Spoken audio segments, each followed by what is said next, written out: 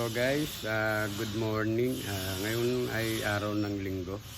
So welcome muna kayo sa Kinos Works. Ngayong araw guys, wala kang pasok. Pero may mga nagtatrabaho pa rin. Di ba nung nakaraan, nasabi ko sa inyo na i-update ko kayo. Kasi dito na kami magsisimula na kami ng recondition dito. So ngayong araw guys, ipapakita ko na sa inyo yung aming recondition kung ano-ano nga ba yung ginagawa namin. So tara na guys, ipapakita ko sa inyo.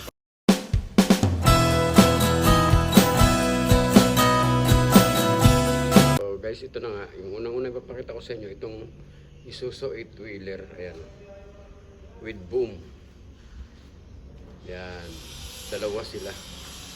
So bali itong isang ito, naumpisa na itong gawin. Yan o. Yan, nilagyan na ng mga sidings, inayos na. So bali ang gagawin namin dito ay gagawing self-loading. Yan o, yun. Ginagawa na siyang self-loading. Yan. Bali dalawa sila. Ito, tapos ito. Pero ito pa lang yung inumpisa nila. Tapos yung mga tractor, ayusin na rin yan. Lalagyan na rin ng mga lalagyan na ng mga railing. Tapos ayusin na lahat, mga pupukpukin.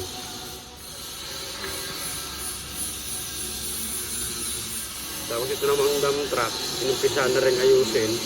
I-high side yan, tapos mag-extend dito. Hanggang dyan yung extend. Tapos ito naman, tinatawag nilang flatbed. Naayos na yan. Ayan o. Nadugtungan na siya. Ayan, kita nyo. Ayan, ganyan na siya o. Yan o. Ganyan na yung gagawin dyan. Tapos kung makikita nyo guys, yan. Yan lahat ng mga materialis ng mga bodybuilder. Yung mga latero. Yan.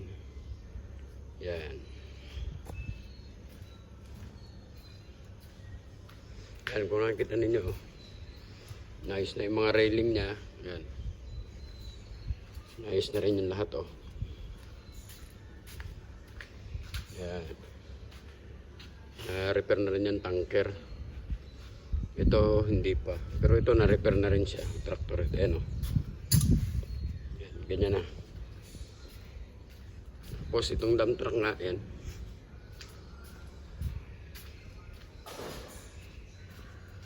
So, bali ito, umpisaan pa lang din. Pero marami nang nagawa yan. Yan. Nagawa na siya. Bali, recondition na yun guys. Ayan.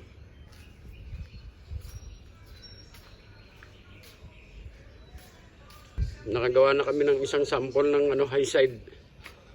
Ayan. May nagtatrabaho pa guys. Yan, umpisa niya nang gawin eh.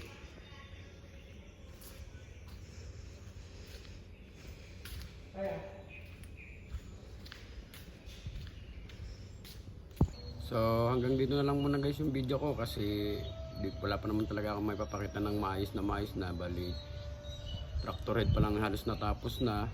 Saka yung isang dump truck. Bali kaumpisa pa lang kasi mga isang linggo pa lang ganun. So sa mga susunod na update naman, ipapakita ko na sa inyo kung tapos na talaga siya. Tapos yung mga pintura, kasi pipinturahan na rin. So meron naman ng umpisang pinturahan, pero hindi pa talaga siya tapos na. Pagtapos nun siguro nila, ipapakita ko na yung finish, tapos yung mga electricalan ko.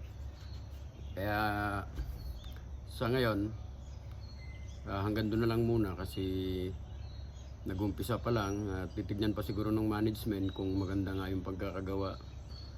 Kung maganda, bali magtutuloy-tuloy daw na ganun.